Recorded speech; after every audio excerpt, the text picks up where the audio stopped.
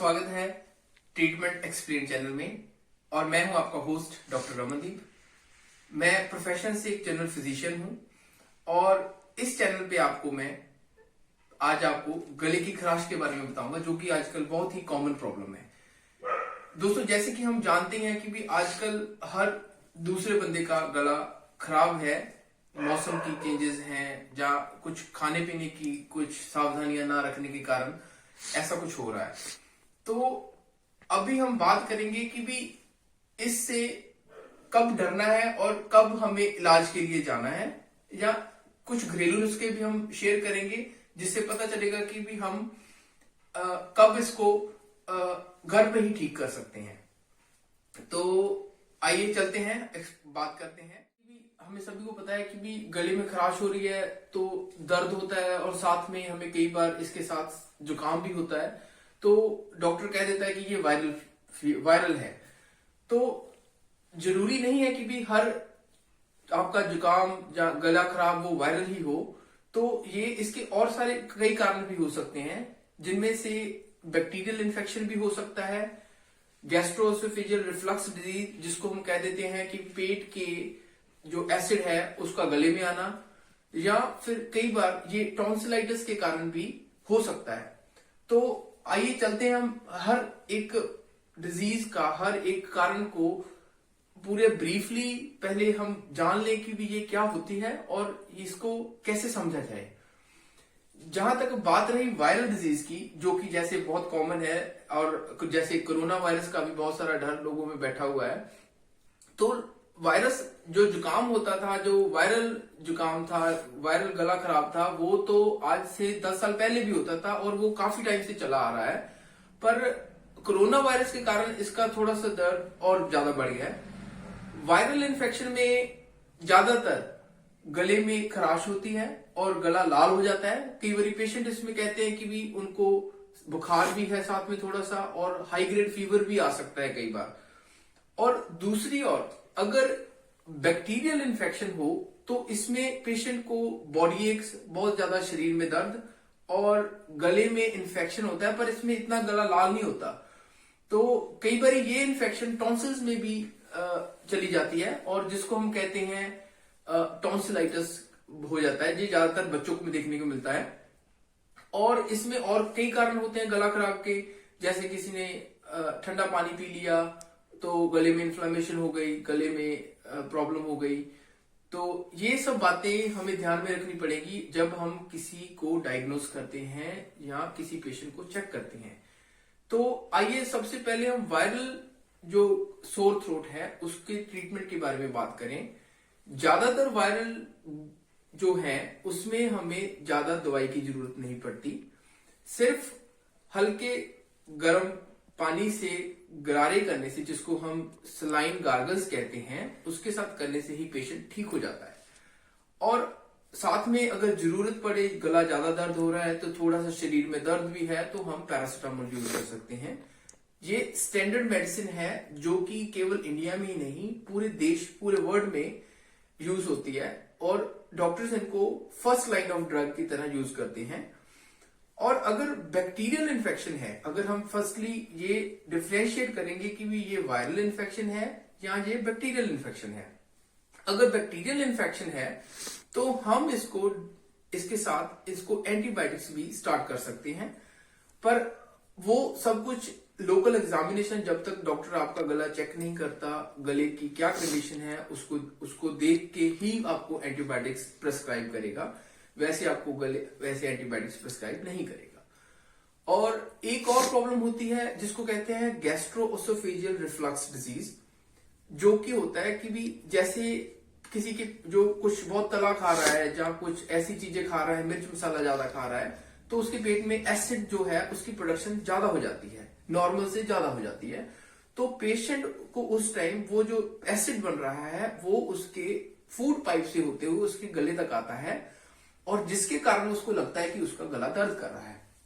ये प्रॉब्लम कई बार अनडायग्नोस्ड रह जाती है कि भी डॉक्टर को इसका पता नहीं चलता, या हम सिर्फ गले का इलाज करते रहते हैं। तो हमें उस टाइम पेट का इलाज करना चाहिए। और इसके साथ ही सोर थ्रोट में एक बहुत बड़ा पॉइंट आता है टॉन्सिलाइटिस।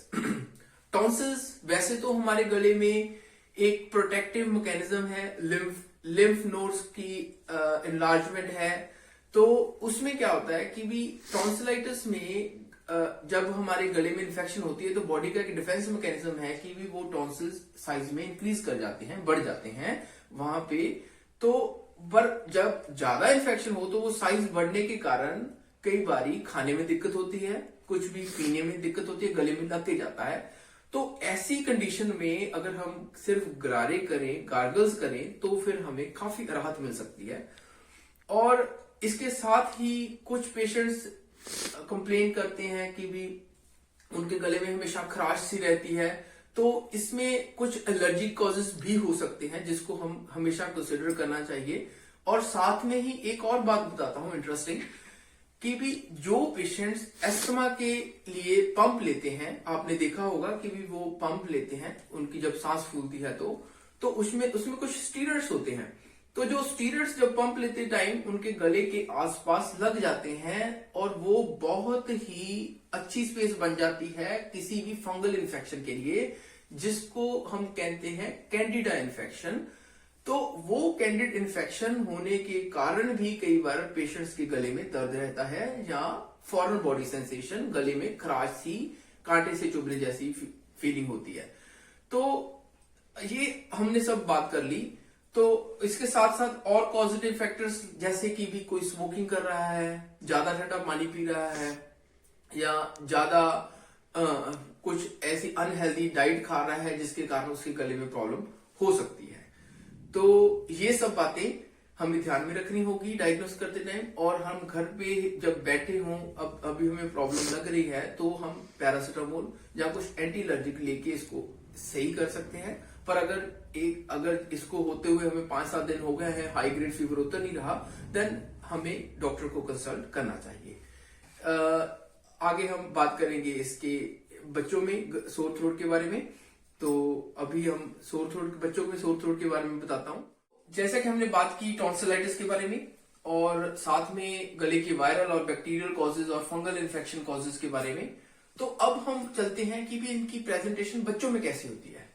तो बच्चों में जो प्रेजेंटेशन होती है उसमें ज्यादातर ये कंफ्यूजिंग ही है। उसमें ज्यादातर बच्चे ये बताते नहीं, ज्यादातर 4 साल से छोटे बच्चों की बात कर रहा हूं, तो वो ये नहीं कहते कि भी उनका गला दर्द कर रहा है। वो उनकी प्रेजेंटेशन होती है कि भी उनको उल्टियां आ रही है, और जहां उनकी आवाज जो है वो भारी हो गई है, जहां वो खांसी कर रहे हैं। तो इसमें पेरेंट्स समझ लेते हैं कि भी उनके पेट में कोई प्रॉब्लम है, पर बात उनकी प्रॉब्लम उनके गले में होती है। तो जब हम उनका गला एग्जामिनेशन करते हैं तो पता चल जाता है। एक और बड़ी इंपॉर्टेंट बात है, जब बच्चों में हाई ग्रेड फीवर आ रहा हो तो आप अपने बच्चे का गला जरूर चेक करें, क्योंकि मैंने देखा है खुद अपनी प्रैक्टिस में कि भी बहुत सारे बच्चे जिनके गले में टॉन्सिल्स में इन्फेक्शन हो तो फिर उनको हाई ग्रेड फीवर कम ही नहीं होता, 102 103 बुखार तक जाता है। तो ऐसी कंडीशन जो होती है वो क्विंसी कहलाती है। हमें ध्यान रखना चाहिए ऐसा जब ऐसे हाई ग्रेड फीवर आ रहा हो। और साथ में हमें ये भी ध्यान रखना पड़ेगा कि भी और कोई प्रॉब्लम तो नहीं है, इसका इन्फेक्शन कैसे है, सीबीसी में जैसे टीएलसी टोटल ल्यूकोसाइट काउंट कितने बड़े हुए हैं कि नहीं है, और उसके हिसाब से एंटीबायोटिक देंगे। और अगर हम बात करें उसके बाद अपने इसके सिम्टम्स की कि भी इसमें बच्चा क्या कह सकता है, हो सकता है वो खाना ना निगले, अच्छे से ना खाए, और जहाँ गले में दर्द कहे, आवाज भारी हो। इन सब कारणों, ऐसे लक्षणों को देख के हम गैस कर सकते हैं कि बच्चे के गले में प्रॉब्लम है। और इसके साथ ही मैं और आपसे डिस्कस शेयर करना चाहता हूं, जो टॉन्सिलाइटिस होता है वो बहुत सारी भ्रांतियां हैं हमारे पेशेंट्स में। जब पेशेंट्स आके मुझसे पूछते हैं कि भी डॉक्टर साहब, एक डॉक्टर ने कहा कि भी टॉन्सिल्स है, ये तो मुझे निकलवाने ही पड़ेंगे, गले में सूजन है। देखो ऐसे है कि भी टॉन्सिल्स हमेशा ऑपरेट नहीं करना पड़ता।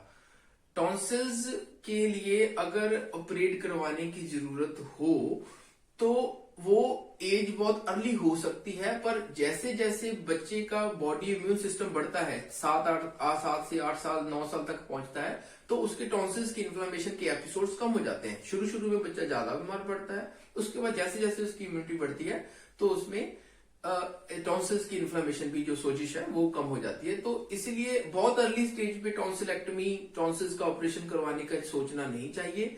अगर बहुत ही ज्यादा सीरियस कंडीशन हो तो सोचें, 2 दिन सर्जन से कंसल्ट करने के बाद ही आप अपने बच्चे का ऑपरेट करवाएं और ये सब बातें करें। तो दोस्तों, आशा करते हैं ये मेरा फर्स्ट एपिसोड था मेरे चैनल पे। सो आशा करता हूं जो मैंने एफर्ट्स डाले आपको अच्छे लगे होंगे। तो अगर अच्छे लगे तो आप लाइक जरूर कीजिएगा, और इसके साथ ही अगर आपको ऐसे ही वीडियोस और चाहिए तो आप सब्सक्राइब बटन पे और बेल आइकन पे क्लिक करिए। धन्यवाद।